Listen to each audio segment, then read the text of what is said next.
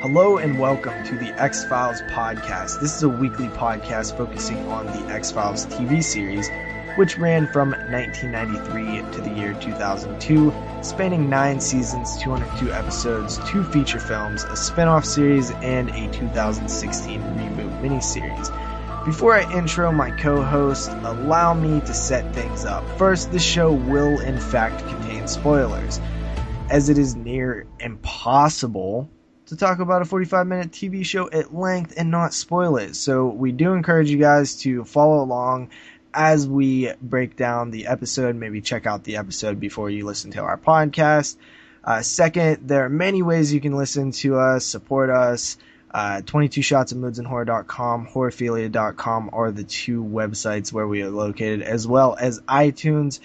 We would love if you would review or leave us a rating on iTunes. That really helps out the show. And the third thing is, if you enjoy this podcast, please check out our other podcast, which is the Ash vs. Evil Dead, where we break down the new TV series that has debuted on Starz. So with all that intro out of the way, let me introduce myself. I am JP, podcasting out of Southwest PA, and joining me tonight is the Horrorphile, aka Kyle. What's up, buddy? What is up, JP? I'm doing pretty good, man. Just want to knock this episode out, and been trying to work on some stuff this week, watch some films. It's the end of 2015. I think everybody's working on their top 10 lists for the year, as well as me. I'm up to 52 films, which is good, I think. Better than I did last year. That's more than I've actually sent you my top 10 already, but I honestly haven't watched a ton of 2015 movies, and there are some, like I was telling you before, that I haven't even written down. I probably watched and forgot that they were even 2015 movies, but something that I am going to do this year, which you actually gave me the idea for, is to actually write down all the movies that I've seen within 2016. So I think I'm going to do that this year, and hopefully I'll probably just write down every movie I watch. That way I can just kind of keep them in order. But yeah, I actually keep a spreadsheet with everything that I watch and my rating for it throughout the year. So I know every single film that I watched in 2013, 14, and 15. I gotta say, this year, 2015, has been my best year yet in terms of the sheer amount of films that I've watched and the sheer amount of 2015 films that I watched. The first year we started podcasting, we as in me and my friend Moods on the 22 Shots, we barely had enough films to do the top 10 of 2013. Like, we had enough, but it was only in like the mid 20s. Yeah.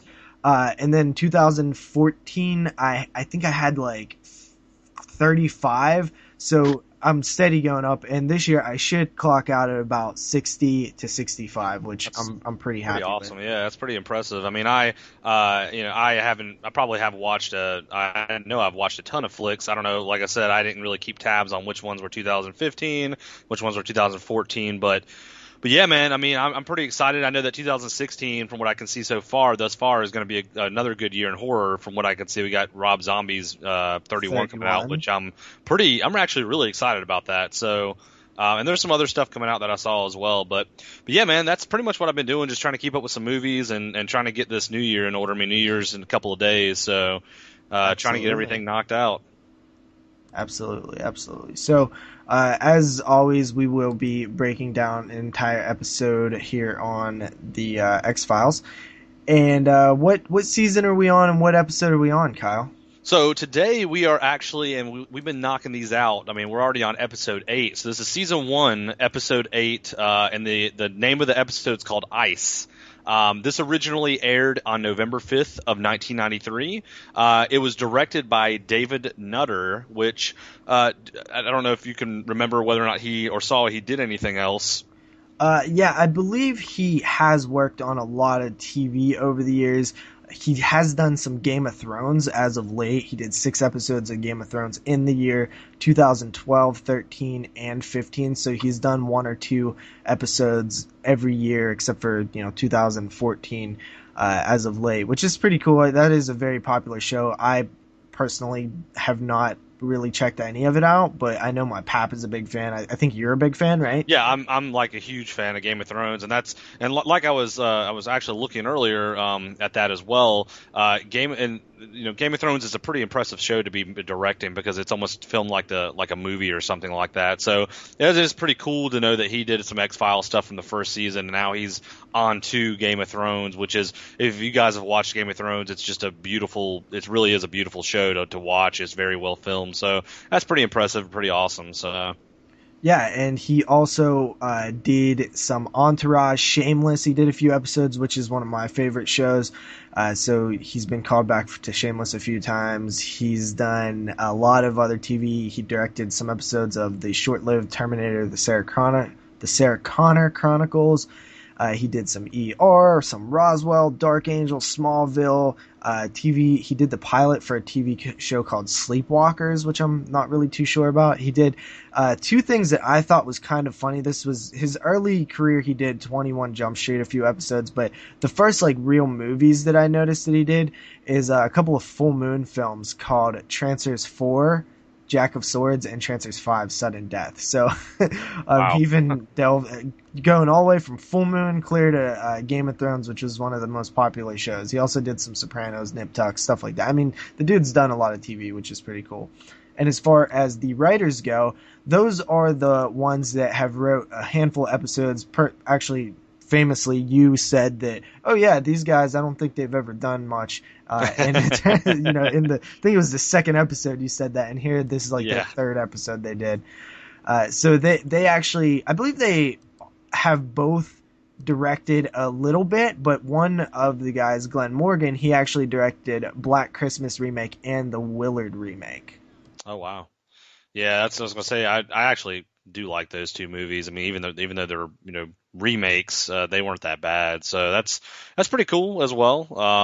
And you said that was Glen Morgan that did that? Yeah, Glen Morgan did the Willard and the Black Christmas remake. I actually like both of those films. The Willard one, I like the original. I like the remake. Black Christmas, even though I love the original Black Christmas and the remake is complete crap compared to it, if you actually watch that film, it's pretty solid in terms of just it's a serious Christmas horror film, and they don't really make those anymore. Everything's comedy when you deal with Christmas horror films. So it came, and the cast is hot as fuck, by the way. It has one of the hottest casts ever. And then James Wong went, and he also directed Final Destination and Final Destination 3, oddly enough. So they've both done a little bit of horror. They've done a lot of producing, some writing. They've really done a lot of different things, and I believe they are kind of a team because the writer Glen Morgan actually wrote the Final Destination 1 and 3 film, and the other partner actually directed it. So it seems like they've stayed working together for a long time. I don't know if they're related or they're just good friends. Yeah, they must. What I'm thinking, maybe they have just really good chemistry to be able to write and direct with each other, and maybe they're probably just really good friends. I would assume if they've been together doing things this long. So that's pretty interesting and pretty cool. I mean, it's not often you see a writer director or a combo of them just hanging out together and doing things for that long of a period of time. So that's pretty neat, pretty interesting. Absolutely, absolutely. So you want to go ahead and jump into the episode? Yeah, well, first we always do the viewership, correct? Yeah, viewership. That's right. Yeah, let's talk a little bit about that. Okay, so the viewership this episode is up 0.5 from the last episode. So the last episode you had 9,500,000 viewers. This episode you have 10 million viewers. So we're back into the double digits again, which is pretty cool. And for the most part, it picked up from 2 episodes ago, which was 8.8 million, which was the lowest of the season. So it's definitely on a incline again, which is good. And this episode in particular, I think that's great for, because this episode is actually quite the cool episode. So this episode aired the first week of November 5th, 1993. Kyle, do you want to get into it a little bit? Yeah, let's go ahead and get into it. Just go ahead and jump into it. Yeah, November 5th, 1993, this came out, so we're into November now. So yeah, and honestly, we were talking about last week that the last episode was pretty much the Halloween episode, I guess. I would consider this a little bit more of a Halloween episode, even though it's not like dealing with Halloween. I think it was a little bit more creepy as a Monster of the Week episode. So yeah, so this is a Monster of the Week episode, and you're right, it's much more of a horror episode. This might be the most horror episode that we've seen thus far. Yeah, it really is. So far, this is probably one of the more creepy episodes that we have encountered so far. But we'll jump into it here to kind of sum up what happens at the beginning, because as you guys know with the X-Files, the beginning of each episode, there's like a cliffhanger. So I believe it's called a cold open. Cold open, is the appropriate term. I've heard that before, and yeah, so it kind of leaves you with like basically something major happens. It leaves you with kind of like wondering why it happened. So basically, what happens is you're introduced to this guy. We don't know who he is. He's in like what looks like a kind of like a lab, or like he's walking around in like this lab at this outpost, and he's bloodied, and he sits down in front of a camera. And keeps saying a phrase over and over. Says we're not who we are. He keeps saying that over and over. And while he's saying that, he sits down in front of this it's like a video camera. It's like one of those old VHS cameras. Some guy comes up behind him and grabs him, and they start fighting. So we got two guys now. And fighting. One of those guys is actually the stunt coordinator, Ken Kersinger, who went on to not only be a stunt coordinator in Friday the 13th film, but played Jason in Freddy vs. Jason. So that's really neat. Yeah, and he was actually the one that grabbed, or no, actually he's the one that was grabbed, I believe, the one that was saying we're not who we are. So he's grabbed. They start kind of rustling around, kind of fighting. We don't really know why this is happening. And the one of the gentlemen keeps saying it stops right here, right now, and they start pointing guns at each other. So they're standing up, they're pointing guns at each other. There's a dog. There's actually a dog there running around. We don't really know where the dog's at, but you see him, kind of just running around. And they point guns at each other, and they just stand there for a couple of minutes, and then they point the guns at each other's heads, like at their own heads, and they pull the trigger and commit suicide. So that's the start of the episode. Then you get the X-Files theme, and shortly after that, we are introduced to Mulder and Scully. They discuss what had happened out in where's this one set at? It's set in Nome, Alaska. Okay, which this is an outpost. Those guys were at an outpost where it was like negative 30 degrees or something along those lines. Yeah, so that alludes to the title Ice, because it's the cold episode. So basically, this is like the only scene where we really see Mulder and Scully like in their normal environment. The rest of the show actually takes place in the Alaskan outpost, which I thought is definitely of note for this episode, because we really haven't seen them in a completely out of their element type location yet. So I did enjoy that they really kind of took this one far and away from what we're used to.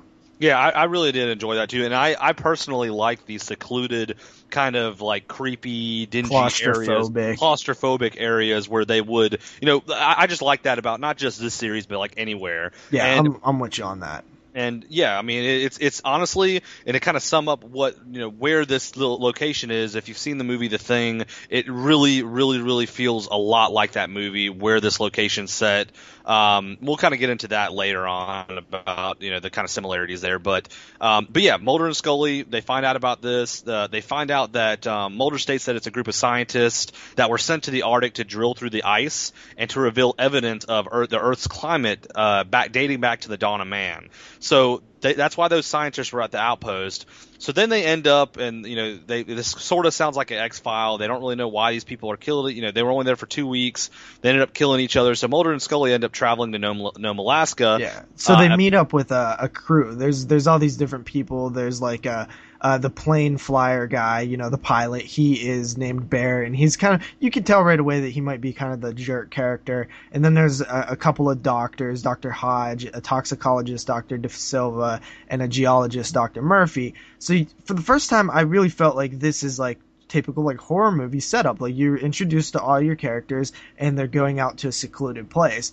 And once again, I like that about this episode, that Exactly. it really does feel like a horror film. So they all kind of team up. They get there. Each person has their own duty, why they're going, for, what they need to, their part in the mission is, and they travel. They travel to the Nome, Alaska. Yeah, travel to Nome, Alaska. They go up to the outpost. They all get in this plane.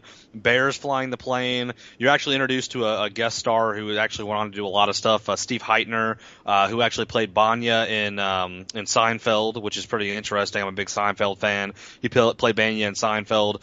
He's actually the geologist that's going up there with them. They travel up to this outpost, kick in the door. There's bodies on the floor from the people that killed themselves. And then all of a sudden, they all kind of gather in the outpost. The dog that had been previously seen at the beginning of the episode jumps on top of Mulder and starts trying to kind of bite him. Like the dog's kind of going crazy. And then the bear, the pilot, kind of tries to pull the dog off of Mulder and gets bit by the dog. So Mulder, it also gets bit, but his did not break skin. Bear's, however, the pilot, does break skin. So right away, just based on what we know about horror films, you probably know that is not good that he got bit, because they kind of make a big deal out of it. And he quickly, they kind of subdue the dog. They notice that there's some nodules on the dog that are similar to that of like the bubonic plague. At least I believe Scully drops that line, correct? Yeah, exactly. Yep. Yeah. Meanwhile, Bear is in the bathroom. He quickly begins to show signs of some sort of infection, or we later find out that it's more than just an infection. It actually is a parasite. Mm-hmm. And they basically, after that, is that when they find the parasite in the dog? So pretty much what happens is they hold the dog down. They're looking at the nodules, kind of like what Bear had underneath his arm. They see something kind of moving around in the dog's skin, underneath the dog's skin, and it's obviously that it's something. There's like some kind of creature underneath this dog's skin moving around. Bear immediately starts freaking out, trying to leave the outpost. Mulder won't let him go, kind of holds him down. And when they're holding him down, you can see this creature crawling around at his neck, and they try to cut the creature out of its neck. Out of Bear's neck, and they get the creature out, which kind of looks like a worm. And meanwhile, Mulder is actually trying to make a distress call, and that's when we find out the important horror movie moment where Mulder finds out, which also in turn lets the audience find out that there's a huge snowstorm coming in, and they need to leave within the next hour if they want to make it out of there. Otherwise, they're there for days. So by the time Mulder comes back out, he is like, we got to get Bear and we got to get to the helicopter, whatever. They're basically like, well, Bear's dead, so so Bear died I know, it's kind of like, and it was honestly really quick how he died. I mean, I don't know if he died from blood loss or from what they were doing, but he died. Bear was dead after they took that organism out. They actually took the organism with looks like a little mealworm, and put it. It actually is a mealworm. Yeah, put it in like a jar full of water, and you can see it kind of swimming around. You can see some CG. You can see the CGI swimming around. That's exactly. It's like really, really old school CGI. You can pretty much see it swimming around. Not too good, but they do keep it to a minimum. Yeah, I mean, with this they kind of had to do CGI because the worm, as aggressive as it would, like even if they use a normal, it's not gonna swim around like that. Yeah, but pretty much they kind of start researching and finding out a little bit more about the organism, and they found out that the organism makes the host, like the person that it's the host of it, want to kill other people. So kind of it's brings out violent, aggression aggressive. in the host. So and makes the person violently aggressive. Mulder thinks that pretty much how this organism came to be was that a meteor came to Earth a long time ago, where this outpost was, where they were drilling, hit the Earth and kind of like buried itself, and it brought these organisms with it from space, which means they're aliens. Which means they're aliens, and kind of proves his his existence. Had he been able to prove that is what happened, then that would be the proof of aliens. So you can see why it's very important to Mulder. One thing that we didn't note is that at about this time, paranoia is starting to set in, where Mulder says something to Bear before he died about, well, we need to get everybody quarantined because of, if there is some sort of parasite or some kind of plague or virus, it needs to be quarantined. So right away you can see Mulder does care about the overall health and future of the entire country, because if something like that got out into the heavy populated areas, it could be, the end of humanity as a whole. And so this is all sort of starting to lead to paranoia as we move further into the episode. They start checking each other for different skin irritations and rashes and the nodule type things. Yep, they're checking each other out, and they're just kind of looking at each other, trying to find out who has it, who doesn't have it. They actually go to bed at some point. I was thinking, I don't know how they're going to go to bed during this whole situation. Yeah, would you be able to sleep? I wouldn't be able to sleep. There'd be no way in hell. I would feel like somebody's infected. They're going to kill me in my sleep. You actually see Scully at one point put like a dresser in front of her door because she's that scared. But what happens, they all go to sleep. They all have separate bunks. Mulder hears the geologist, the guy that played Banyan Seinfeld, hears him, rustling around, and he goes out of his room and notices he's gone. Mulder starts walking around and sees that the geologist is dead in this freezer, and Scully and all the other people end up walking in when basically his body fell on top of Mulder, and it looks like Mulder would have killed him. So everybody's like, "What the hell, Mulder? What the hell, fucking Mulder? murderer? Why would you do this? Yeah, exactly. You murder." And Mulder's like flipping out. He's like, "I didn't do shit." And honestly, it is a little out of character from what we're used to with Mulder. Exactly. Of course, that's probably played up for the episode to make the character seem like he is acting weird. But also, it's high stress environment. It's the paranoia. It's the, how would you feel if you knew that you were innocent, but everybody's looking at you, pointing their finger like this guy's infected? You might act a little crazy as well. So it is nice to see a different sort of side of Mulder.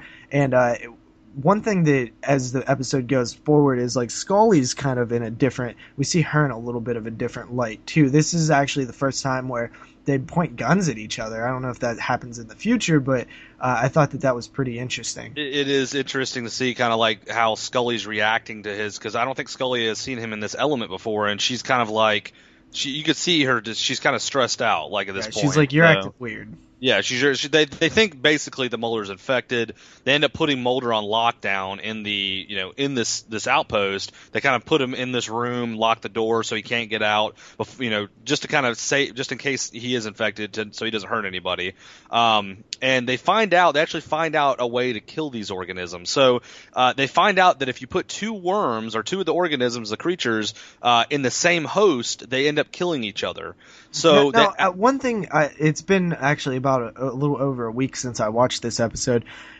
Did they explain why they kill each other? Because I can't remember. So it's kind of like, if you think about it, so when one of them is in a host, that makes the host violently lash out at other people. So it's basically just the organism violently lashing out at another host. So it's the same thing as if they put two organisms in one jar, they're going to fight and kill each other just because there's some kind of aggressive nature inside the organism that's causing it to lash out at other people. Okay, so just basic like they symptom. Yeah, don't like each other.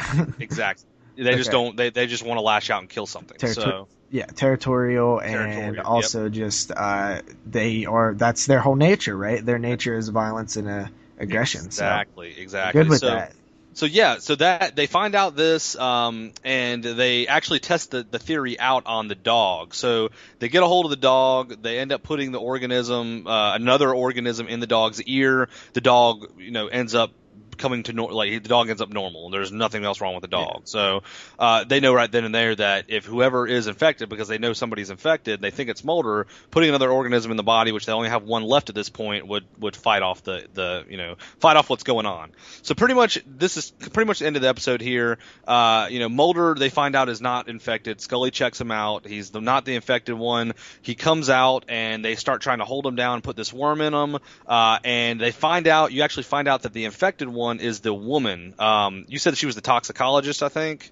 Yeah, I think her name was Dr. De Silva. De Silva. She's like the woman that was with the doctor. She's like a toxicologist. You see the organism underneath her skin while they're holding down Mulder, and they end up holding her down at the end of the episode and putting the organism in her ear, and it kills the organism, and then basically picked up by the military once the the snowstorm's gone. Yeah. At the end of the episode, you kind of find out a really specific point, which kind of goes along with the linear storyline. This whole episode doesn't have anything to do with like the linear storyline of the X-Files, but at the end they do say that the military ended up torching the site because Mulder wanted to go back there. And the doctor's like, you didn't hear? The military torched the entire site. Yeah. So again, it alludes back to the very first episode in which they had all their, documentation and stuff in their hotel room, and then all of a sudden their hotel room explodes or burns up. So it's a similar situation. So once again, the man is keeping them down. Exactly, yeah. So you find out, the military, A, either knew that this was there and wanted to cover it up, or B, found out about it and don't want it to get out. And, pretty much, that you just kind of are alluded to that point of somebody Mulder wants to believe, and he knows that the government is covering things up or trying to cover things up. So absolutely. That's pretty much it, guys. So if you guys couldn't tell, this is based on a couple of things. The very first edition of this type of story was 1938's novella Who Goes There by John Campbell, which then later had two incarnations of feature films, The Thing from Another World from 1951, and of course the one that we all know from the maestro, the maestro, John Carpenter, The Thing from 1982. So this is very much along those lines. And one of the things I wanted to mention, Kyle, is going into this the first time, I had mentioned to you a few episodes back that this was my favorite episode that I had seen. And one of the reasons that it's my favorite episode is just because it's so damn cool. But another reason is I went into it without knowing that it was based on The Thing. So about like a couple minutes in, very quickly, right away, I'm like, this is very similar to The Thing. And as it kept going, I was like, this is totally like The Thing. It really I didn't personally take it as like, oh, they're ripping off The Thing. I was just like, oh, this is just another version of that story. It's just another version of that kind of tale. The tale of this, alien parasite or virus or whatever that hosts upon the humans and, kind of tricks people, not like the paranoia and all that. Like, I love that about this episode. And honestly, it really is a condensed mini version of The Thing. That is the best description for this episode ever.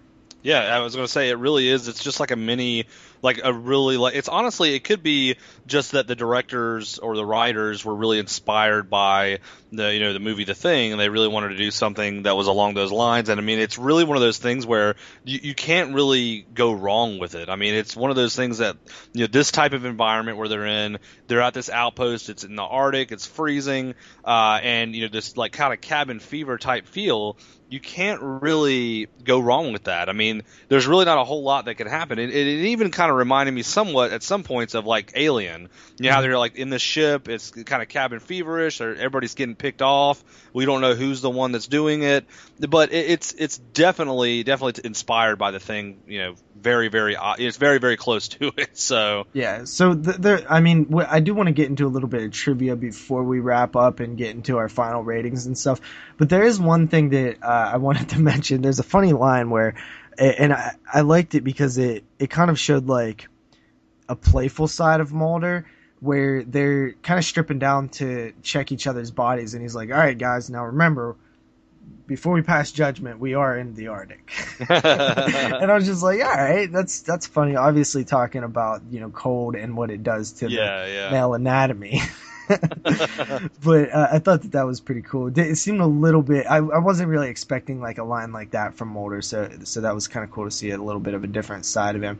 Like you said, this episode was inspired by The Thing, but it was also inspired after I believe the writer read something about men in Greenland who found a 250,000-year-old item encased in ice. So that kind of led him on to the, Who Goes There novel and stuff like that. I mean, it's classic body snatching idea, concept. I love John Carpenter's The Thing is literally one of my top 5 favorite horror films of all time. Yeah, mine as well. I think this episode does do it justice. Obviously, it is a TV version of it. It's a huge step down in both quality and everything. But I thought that they kept the paranoia, the dog, the dogs, the human host, the parasite, the invasive species type thing. Like I thought they nailed that. I love the way that the set looked, where everything's made out of this like plywood. It had a different feel to it. And what's interesting about this episode, Kyle, now to kind of get into the trivia a little bit, is that they actually said that they were going to do this episode as I think the word is like a bottle episode, which means it's all in one location or whatever, to save money. That was the idea. They were going to go and they were going to set this whole episode in one place. They were going to, to save money in the back end of the series. I mean, this is a 24 episode season. They needed to kind of have a few slimmer episodes, and this was going to be one of them. And it actually went over their budget on this episode, which is hilarious. That's funny. Some other trivia that we have here is that the dog is actually David Duchovny's dog's father. So not David Duchovny's dog, his dog's father.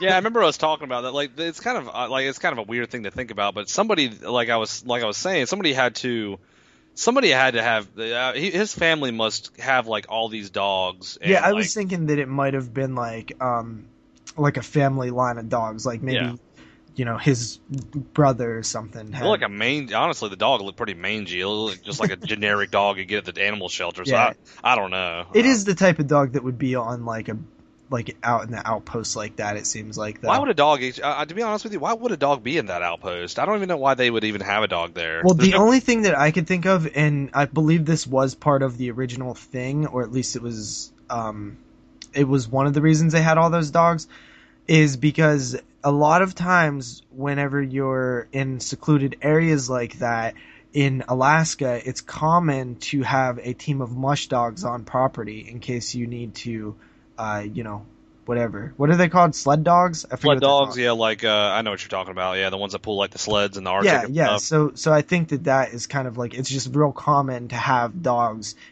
in snowy environments like that. So maybe that's kind of why. That could be it. Yeah, it may make sense. I mean, it was pretty snowy out there, though. I don't know. It seems like if like a dog like tried to get in the snow, it would like sink in the snow or something. Yeah.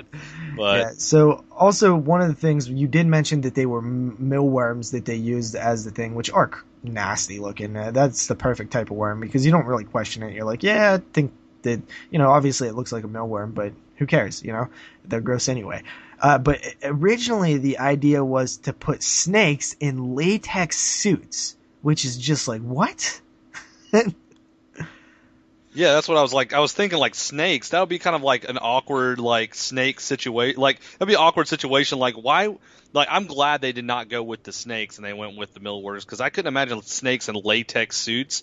Like that doesn't even make sense. Like how they would do that. The reason is because they didn't want it to look like a snake, so they would make a designed suit that it would go in and it would slither around like a like a big worm or something. It would look like a giant worm, but it would be they would use snakes. But it's just like I don't think it really works. I don't think you can put a snake in a latex suit and it like be able to move right. Yeah, I was gonna say, and I don't understand how this episode really would have worked with snakes. Like, were they just wanting like the snakes to be the host, like not to be the host, but they want the snakes to like go inside these people's bodies because that doesn't seem like it would work very well either. So it's kind of a good idea that they didn't do that. It's very odd. Yeah, so absolutely. But yeah, I mean, I don't know. You want to get into our thoughts on this episode? Yeah. There's one little other piece of trivia, and that is that the one of the characters is named Campbell in this story. Obviously, a reference to John W. Campbell, the author of Who Goes There. But that's kind of it for trivia. Yeah, man. Let's get into our final thoughts. I gotta say though, one of my final thoughts is that Scully was actually looking quite lovely in this episode. Yeah, and actually. It's probably because her hair was pulled back most of the episode. Yeah, and I didn't. Has she done that before? I don't think she's done that at this point. She actually, in the later episodes, she actually has longer hair, which is really. See, really I don't know if I like that. I like this. It looks better longer, to be honest with you. That short bob, yeah, well, she's got the '90s bob going on right now, so it's like all the women back then loved the short hair to your. What is the bob? It's called like the bob. It's like the short hair above the shoulders, and then it's kind of like curled in the back. That's how her hair is for the most of the. I love that hair. I love it. I do love it too. It's like one of those. You know who had the best bob? Nev Campbell in Oh, Scream 2. dude, I was about to say that when you said Yes, when you were about to Nev ask me Campbell in like that. Scream I was about 2 to say is Nev so hot. Campbell from Scream. I was like, yeah, she did have the best one, to be honest with you. That's like the most memorable Bob, I think. How But do you know this? dude, I know what I'm talking about. Trust me. Yeah. My mom had a Bob in the '90s, dude. Trust me. Yeah. But Was your mom hot as Nev Campbell? my mom's so hot, dude. Like I think about her all the time. All right. Let's go. Yeah. Scully was pretty good looking in this episode, I She guess. was. She was very. She did look a lot, not a lot different, but she did have that. And honestly, I think the thing that attracted me to Scully in this episode was her. She kind of led the episode. Like She was a little bit more she strong-willed was the and lead. Like yeah. Mulder's normally the lead, and Scully follows in suit. Scully had to take control of the situation, and Yeah, she was kind of almost the hero, but then she kind of does get locked in the closet at the end, and it's kind of useless. So yeah, that is true. So but it at least felt like she was a little bit more in control. So with Yeah. that said, let's hop into our tier ratings. Which, if you guys don't know this, we do these tiers for these TV episodes, and there's high tier, mid tier, and low tier. Now, mid tier doesn't necessarily mean that it's a bad episode or it's not good. It just means that it is a middle of the pack episode, but middle of the pack is still good episodes, you know. So don't think that if we ever do a mid tier that we're saying that it's not very good. It could be very good. It's just nothing mind blowing or Yeah, exactly. top notch type stuff. So let's go ahead and get into our tiers and final thoughts. yeah, go. I mean, what do you think, JP? Oh, for sure, man. This is a high tier for me. Like I said, this is my favorite episode out of the first 12 that I've seen, the first 12 that I remember. And I just loved it. I thought it was super cool. I love the idea that they're going with the Thing idea. And I really look forward to other episodes that are as good as this or even, you know, better. If there's something better than this, then I'm definitely going to be super stoked on future episodes. I just love the concept. I love the setting. I'm a sucker for isolation and horror anyway. So any TV show or movie that is, you know, an isolated horror film, I call them contained horror films. Yeah. So this is like sort of a contained episode. I think actually 22 Shots kind of dubbed that term. I don't know if we've heard it before that, but it's one that we always use. Contained horror films, those are my shit. I just love the whole concept behind this one. I love the parasites, the body snatching moments. I love the paranoia. It's a very fast episode. It goes by really fast, and it just has a good vibe to it. And it was actually perfect, Kyle, for watching this, even though it's kind of nice and hot still in the winter in Southwest PA, which is crazy because it's never like this. It was nice to be in this December month and kind of check out this episode in December. Yeah, I was gonna say I completely agree with you on everything you just said. I mean, it was for me, it was the acting was very very well in this episode. The location of where they filmed it, like not the location, not the specific location, but the environment it was filmed in. I love films like that too, or like at least watching things like that. The kind of cabin feverish kind of thing they had going on. The references to the Thing and how the whole episode was somewhat like the Thing. I love that. I would as well. I'm usually, well, with this one at least, this episode at least, I'm between a mid and a high tier. I'm like on the fence because I'm not saying by calling it a mid tier it's a bad episode. It didn't really follow the story, the main storyline, but at this point we haven't really met a lot of episodes that are doing that because they're still trying to write the episodes and get them down pat. I would probably agree and kind of lean more toward the high tier for this just because of the sheer entertainment value of this episode. This was my favorite episode thus far in the entire series up to this point that we've watched, and it's going to be really honestly hard because what I'd like to do is kind of get my top 3 episodes for the season at the end of the season. That's a good idea. It's going to be I would. I'd like to do that, kind of go through all the episodes, look over them again, not watch them again, but just look over what what we've already watched and kind of do like a top 3. And it's going to be really hard to beat this one. I mean, I don't remember. I've seen this whole series several times. I don't really remember the first season that much, but it's going to be kind of hard to beat this episode just because of the sheer entertainment value and how much I liked it. So, yeah, I would definitely just go ahead and say it is a high tier episode. Yes. It was very entertaining, and it was awesome. So awesome, dude. That is good to hear. I think we both very much enjoyed this episode, and I gotta say it reinvented my excitement for this show because I do feel like the last maybe 3 for me wasn't the greatest. The Jersey Devil, Shadows, and Ghosts in the Machine. So we're back to strong stuff here. And see, The next episode is space, and if I'm remembering correctly, I might not like this one. So, yeah, well, that's the thing with this series, and it goes, and it's honestly, and I hate to say it, but with a series that has 9 seasons, there's hit and misses throughout every single, and they have so many episodes per season. There's so many hit or misses because we got different writers writing them, we got different directors directing them, and they're kind of throwing in some storyline for the entire series in there. There are a lot of hit or misses in this series, but I think that gets less and less as we go through the season. Yeah. And I actually heard that, the first season is not the strongest. No. The seasons get a lot better as we move forward. Honestly, if you were to ask me, I would feel that the first season was probably the worst season just because it had nothing to do with maybe even any of the writers. Is they have to get down a structure to this show. Yeah, a formula. They have to really get their footing and figure out what they're gonna do and get comfortable and stuff. So yeah, I understand that, but I think that's gonna pretty much wrap it up, dude. Right? Yeah, man. I think that we pretty much got it. Got everything for this episode. And like you said, next week you said this is gonna be the next episode is gonna be season 1 and episode 9. It was at Space, you said. Correct. So you guys tune into that. Check us out on. He probably, if I remember right, you probably said this at the beginning of this episode anyway. But I am the Horrorphile over at the Horrorphile on YouTube. That's DoubleShotJ over at on YouTube. Check us out. We upload the podcast to each of our channels, and we also have an iTunes feed as well. So check out our iTunes feed. Leave us some comments. Review our stuff. Let us know. Leave us a review on iTunes. That would be awesome. Let us know what you guys think. Yep, that's it. All right. Well, if you guys have any questions or any kind of comments or anything, just leave them below, and on our pages, let us know. And until next week, we are out.